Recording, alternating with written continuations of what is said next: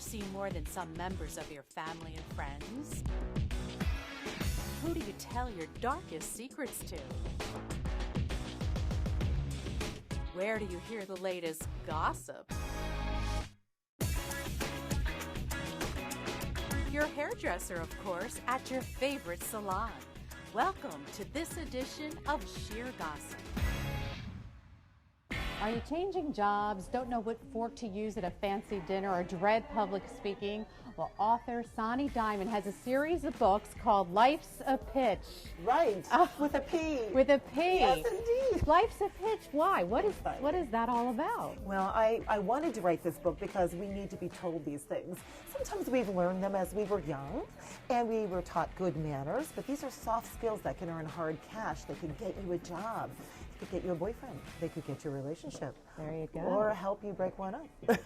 I love your tips. One Thank of the you. things that when I'm at a fancy dinner and I sit down and I have all of this in front of me, I have all these forks and glasses. Give me some tips on what to use, especially if I'm at an interview. Right. Well, at an interview, you want to be a little more formal. Always err on the side of formality. So we want to know the rules. And the rules to be very easy, or as easy as BMW. You know, that would make you smile, right? Sit down and say, okay, I can remember BMW. To me, it reminds me of bread, meal, water. Think of it from your left to your right. Oh my gosh. All right. So bread, your little plate, meal, the bigger plate, and the water or right the here. wine on the or right. the wine. I like the wine. I think the wine on there, but if you then I remember. Right, but if you grab the wrong one, Eileen, you're grabbing mine, or I'm grabbing yours, and then you have diners dominoes, and that's just terrible. The whole table goes down. Then what do? You just say, who's that chick over there? She just met. And that's a good question. Do you draw attention to the person who took the wrong You try line? to help them out. You say, oh, you know what? Oh, that's silly me. I'll help you. And then you help that person. And you take the attention off of them so they don't feel as if. So you're not making them feel bad. Of course not. Of course not. Yeah. I go to a fancy dinner and I want to bring the hostess a gift. Right. Should I bring flowers?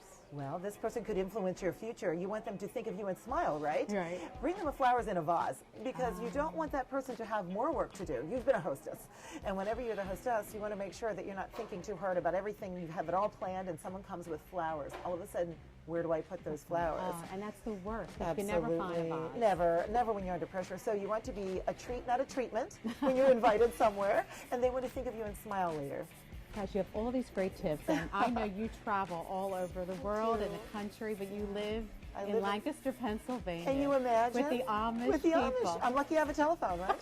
So yeah, I actually do that by design, not accident. I do live there to get away from it all, get perspective, and then I go out to LA or go to New York and Philadelphia, and my clients who are based on each coast appreciate my perspective, because it is good to be humble.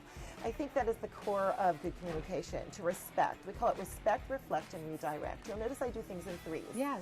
Life, liberty, pursuit of happiness, sex, drugs, rock and roll. It's all in threes. And it's easy to remember. Respect the other person. And that's what you do in these books. Like, you really give really great tips. Thank you.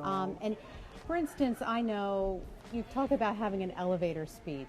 What's that about? It's a really quick way of letting someone remember you and smile. And it's not to trap them in the elevator and let them talk about you all day. What else do you want to know about me? Get it out in 30 seconds or less. If they're still talking with you after 30 seconds and looking as interested as you are with the nonverbals, leaning in, giving good eye contact, nodding, that's a nonverbal, then you should keep going. If they're getting that glazed over look, it's time to say goodbye. Well, how do you develop, though, an elevator speech? Is that basically just is that really thinking about what you do? Or? Right. I was a reporter in my former life, and it's all the 5 W's: who, what, where, when, and why. It is one of those things that you would say, what makes people interested in me? And it really is your pitch. What is interesting about you? Sell on emotion, and then justify with fact. Say something that would get somebody interested in what you're doing. I might tell somebody, I have a client who's a family therapist. I just say she's a sex and love expert. Well, people want to talk about that. Kind of more interesting than a family therapist, don't you think? Yeah, definitely. You always have a positive attitude about everything. Is that important? Oh, absolutely. There are so many things to be negative about. You might as well find something that you can be positive about, and people will think of you and smile. Think of yourself on camera or wearing a microphone at all times, because typically in life you will be quoted. You're never off camera, and you're never off the record. And so when someone wants to be quoting you, don't you want them to say something friendly and happy about you? Or do you want them to see your name on their caller ID and say, I don't have time for her today, she's just a downer? But ultimately, what skills should you really have? What's the most important thing that people should see about you? I tend to want to get out there and say, what would people say about me if they were repeating something I said to someone? If they said, oh, you know, Eileen, she is blank. What's that thing? Look in the mirror and say, what, am I reflecting back what I want people to say about me?